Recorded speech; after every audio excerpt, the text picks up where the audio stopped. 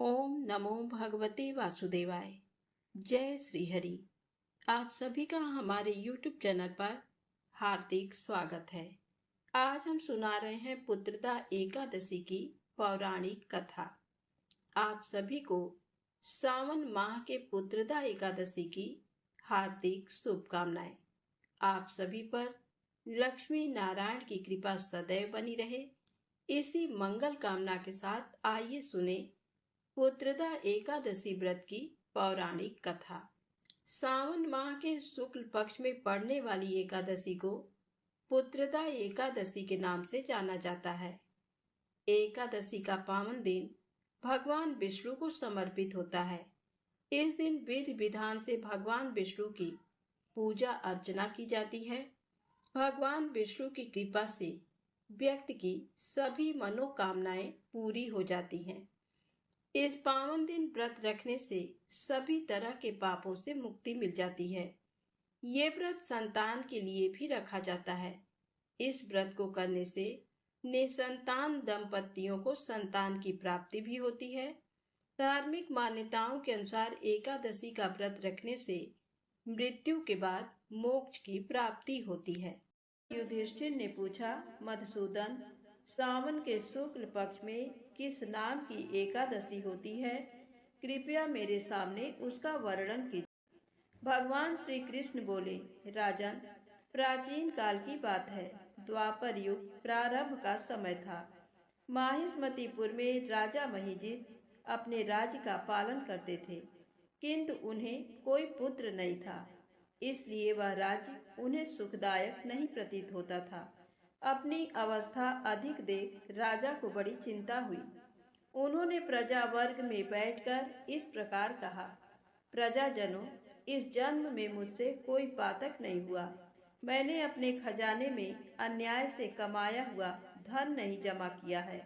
ब्राह्मणों और देवताओं का धन भी मैंने कभी नहीं लिया है।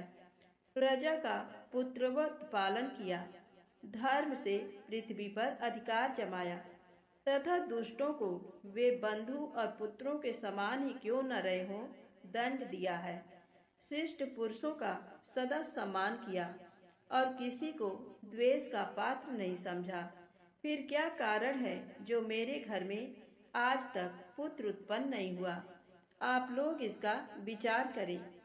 राजा के ये वचन सुनकर प्रजा और पुरोहितों के साथ ब्राह्मणों ने उनके हित का विचार करके गहन वन में प्रवेश किया। राजा का कल्याण चाहने वाले वे सभी लोग इधर उधर घूमकर ऋषि सेवित आश्रमों की तलाश करने लगे। इतने ही में उन्हें मुनि श्रेष्ठ लोमस का दर्शन हुआ। लोमस जी धर्म के तत्वज्ञ, संपूर्ण शास्त्रों के विशिष्ट विद्वान, दीर्घायु और महात्मा हैं। उनका शरीर लोम से भरा हुआ है। वे ब्रह्मा जी के समान तेजस्वी हैं। एक एक कल्प बीतने पर उनके शरीर का एक एक लोम विशीर्ण होकर टूटता गिरता है, इसीलिए उनका नाम लोमस हुआ है। वे महामुनि तीनों कालों की बातें जानते हैं। उन्हें देखकर सब लोगों को बड़ा हर्ष हुआ। उन्हें निकट आया देख लोमस जी ने पूछा, तुम सब लोग किस लिए यहाँ आए हो? अपने आगमन का कारण बताओ। तुम लोगों के लिए जो हितकर कार्य होगा उसे मैं अवश्य करूँगा। प्रजाओं ने कहा, ब्राह्मण, इस समय महिजित नाम वाले जो राजा हैं उन्हें कोई पुत्र नहीं है। हम लोग उन्हीं की प्रजा हैं, जिनका उन्होंने पुत्र की भांति पालन किया है। उन्हें पुत्रहीन देख उनके दुख से दुखित हो हम तपस्या करने का दृढ़ निश्चय करके यहाँ आए हैं। द्विजोत्तम, राजा के भाग्य से इस समय हमें आपका दर्शन मिल गया है। महापुरुषों के दर्शन से ही मनुष्यों के सब कार्य सिद्ध हो जाते हैं। मुने, अब हमें उस उपाय का उपदेश कीजिए जिससे राजा को पुत्र की प्राप्ति हो। उनकी बात सुनकर महर्षि लोमस 2 घड़ी तक ध्यान मग्न हो गए। तत्पश्चात राजा के प्राचीन जन्म का वृत्तांत जानकर उन्होंने कहा, प्रजा वृंद सुनो। राजा महिजित पूर्व जन्म में मनुष्यों को चूसने वाला धनहीन वैश्य था। वह वैश्य गांव गांव घूमकर व्यापार किया करता था। एक दिन जेठ के शुक्ल पक्ष में 10वीं तिथि को जब दोपहर का सूर्य तप रहा था, वह गांव की सीमा में एक जलाशय पर पहुंचा। पानी से भरी हुई बावली देखकर वैश्य ने वही जल पीने का विचार किया। इतने ही में वहां बछड़े के साथ एक गौ भी आ पहुंची। वह प्यास से व्याकुल और ताप से पीड़ित थी, अतः बावली में जाकर जल पीने लगी।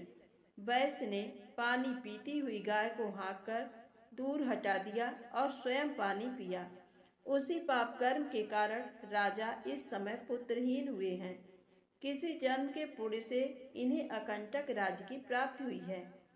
प्रजाओं ने कहा, मुने, पुराण में सुना जाता है कि प्रायश्चित रूप पुण्य से पाप नष्ट होता है, अतः पुण्य का उपदेश कीजिए जिससे उस पाप का नाश हो जाए।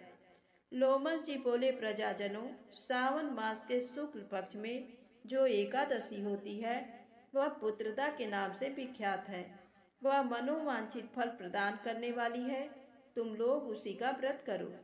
ये सुनकर प्रजाओं ने मुनि को नमस्कार किया और नगर में आकर विधि पूर्वक पुत्रदा एकादशी के व्रत का अनुष्ठान किया। उन्होंने विधि पूर्वक जागरण भी किया और उसका निर्मल पुण्य राजा को दे दिया। तत्पश्चात रानी ने गर्भ धारण किया और प्रसव का समय आने पर बलवान पुत्र को जन्म दिया। इसका महात्म सुनकर मनुष्य पाप से मुक्त हो जाता है तथा इहलोक में सुख पाकर परलोक में स्वर्गीय गति को प्राप्त होता है। तो प्रेम से बोले, विष्णु भगवान की जय हो। अब आइए सुने माता महालक्ष्मी की बड़ी ही पावन पौराणिक कथा। एक दिन श्री हरिप्रिया लक्ष्मी जी ने अपने पति वैकुंठपति भगवान विष्णु से व्यंग्य करते हुए कहा, नाथ, संसार में शायद ही ऐसा कोई व्यक्ति हो जो लक्ष्मी की कामना न करता हो। राजा, रंक, छोटे बड़े सभी चाहते हैं कि लक्ष्मी जी सदा उनके घर में निवास करें। इसलिए ये संसार जितना मुझे चाहता है उतना आपको नहीं चाहता है। इस संसार के लोग जितने मेरे भक्त हैं उतने आपके नहीं हैं। ये बात आप भी जानते हैं। क्या आपको इससे जरा भी दुख नहीं होता? ये सुनकर भगवान श्रीहरि ने मुस्कुराते हुए कहा, तुम इस चराचर जगत के स्वामी वैकुंठाधिपति की अर्धांगिनी हो, ऐसा प्रश्न क्यों करती हो? ये समस्त जगत मेरे को ही चाहता है, हमारे सिवाय तुमको कोई और नहीं चाहता है। लक्ष्मी जी ने कहा, यह संसार के लोग हर समय लक्ष्मी की प्राप्ति में ही लगे रहते हैं, भगवान की प्राप्ति में नहीं। और आप कहते हो कि हमारे सिवाय तुमको और कोई नहीं चाहता है। भगवान बोले, चलो हमारे साथ मृत्यु लोक में, हम तुमको प्रत्यक्ष दिखा देते हैं। लक्ष्मी जी भगवान के साथ मृत्यु लोक में आ गईं। मार्ग में उन्होंने एक शव यात्रा देखी जिसमें बहुत लोग राम नाम सत्य है कहते हुए जा रहे थे। भगवान श्रीहरि ने कहा, प्रिय, अपना कुछ चमत्कार दिखाओ। लक्ष्मी जी ने उसी समय शव यात्रा में स्वर्ण वर्षा कर दी। लोगों पर ऊपर से स्वर्ण की मोहरें बरसने लगी। जहां अभी तक गमगीन माहौल था वहां लोग आश्चर्यचकित होकर हंसने लगे और मोहरें उठाने के लिए लालायित होने लगे। पहले तो लोग सकुचाते हुए एक दूसरे को देखने लगे, परंतु ज्यादा देर तक अपने लालच को दबा न सके। उनका धैर्य टूट गया और गुड़ पर मक्खी की तरह वे मोहरों को बीनने लगे। शुरू में तो वे पैरों से मोहरे खिसका खिसका कर अपने पास लाने और उठाने लगे। फिर जब एक व्यक्ति ने हाथों से मोहरे उठाना शुरू किया तो बाकी लोग भी दौड़ दौड़ कर मोहरे उठाने लगे। अब केवल वे 4 लोग ही रह गए जिन्होंने अर्थी को उठा रखा था, लेकिन अब उनके लालच ने भी जोर पकड़ा और वे सोचने लगे कि सब लोगों ने इतनी मोहरें बटोर ली हैं, हम ही खाली हाथ रह गए। इसलिए वे भी अर्थी को एक तरफ रखकर मोहरे बीनने लगे। ये नजारा देखकर लक्ष्मी जी ने खुश होकर भगवान से कहा, देखा प्रभु, हमने आपको प्रत्यक्ष दिखला दिया कि संसारी लोग हमें कितना चाहते हैं। भगवान ने कहा, लक्ष्मी जी, ये जो मुर्दा नीचे पड़ा है वह तुमको क्यों नहीं उठाता है? तब लक्ष्मी जी ने खींच कर कहा, प्रभु, आप ये कैसी बात कर रहे हैं? ये तो मुर्दा है, ये मुझे कैसे उठाएगा? इसमें तो प्राण ही नहीं है। तब भगवान ने कहा, इसके हृदय से मैं निकल गया हूँ, इसलिए ये तुम्हें नहीं उठा रहा। बाकी लोगों के अंतःकरण में मैं आत्मा रूप से विद्यमान हूँ, इसलिए इनके रूप में मैं ही लक्ष्मी को उठा रहा था। इसलिए प्रिय, मैंने सही कहा था कि मेरे अलावा संसार में तुम्हें कोई नहीं चाहता। गीता में भगवान श्री कृष्ण ने ये बात कई श्लोकों में कही है कि सभी प्राणियों के हृदय में स्थित आत्मा वास्तव में परमात्मा का ही अंश है। ईश्वर अंश जीव अविनाशी, अर्थात जीव मेरा अंश है। प्राणों के रूप में जो ब्रह्म उसके हृदय कमल में विराजमान है वह मैं ही हूँ। परमात्मा की सृष्टि में जो करने की शक्ति, चलने या हिलने की शक्ति है, उसे ही प्राण शक्ति कहते हैं, अर्थात शरीर की चेतना ही प्राण है। मनुष्य के शरीर में जब तक प्राण यानी ब्रह्म है, तभी तक वह जीवित कहलाता है। प्राण निकलते ही उसे शव कहा जाता है, क्योंकि प्राणों के रूप में जो ब्रह्म उसके हृदय कमल में विराजमान था वह निकल चुका होता है। मनुष्य सबसे ज्यादा अपने आप से प्यार क्यों करता है? क्योंकि वह अपनी आत्मा यानी भगवान से ही सबसे ज्यादा प्यार करता है, किंतु आंखों पर माया का चश्मा चढ़ा होने के कारण इस बात को वह समझता नहीं है। तो प्रेम से बोले, लक्ष्मी नारायण भगवान की जय हो। अब आइए सुने एकादशी माता की आरती। ओम जय एकादशी माता, जय एकादशी माता। विष्णु पूजा व्रत को धारण कर, विष्णु पूजा व्रत को धारण कर, शक्ति मुक्ति पाता। ओम जय एकादशी माता, तेरे नाम की नाऊं देवी, भक्ति प्रदान करनी, गण गौरव की देनी, गण गौरव की देनी, माता शास्त्रों में बरनी। ओम जय एकादशी माता, मार्गशीर्ष के कृष्ण पक्ष की उत्पन्ना विश्वतारिणी जन्मी, शुक्ल पक्ष में हुई मोक्षदा, शुक्ल पक्ष में हुई मोक्षदा, मुक्तिदाता बन आई। ओम जय एकादशी माता, पौष के कृष्ण पक्ष की सफला नामक है, शुक्ल पक्ष में होए पुत्रदा, शुक्ल पक्ष में होए पुत्रदा, आनंद अधिक रहे।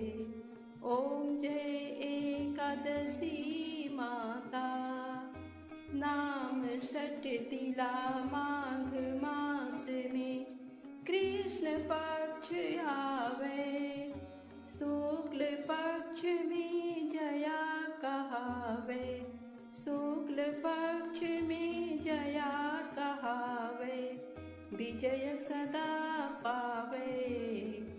ओम जय एकादशी माता, विजया फागुन कृष्ण पक्ष में शुक्लायामल की, पाप मोचनी कृष्ण पक्ष में, पाप मोचनी कृष्ण पक्ष में, चैत्र महाबली की।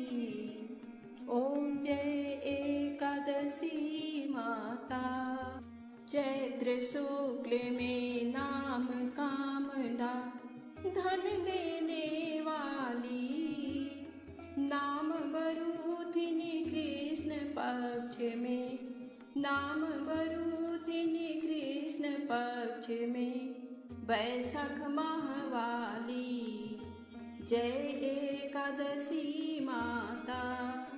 शुक्ल पक्ष में होए मोहिनी, अपरा ज्येष्ठ कृष्ण पक्षी, नाम निर्जला सब सुख करनी, नाम निर्जला सब सुख करनी, शुक्ल पक्ष रखी।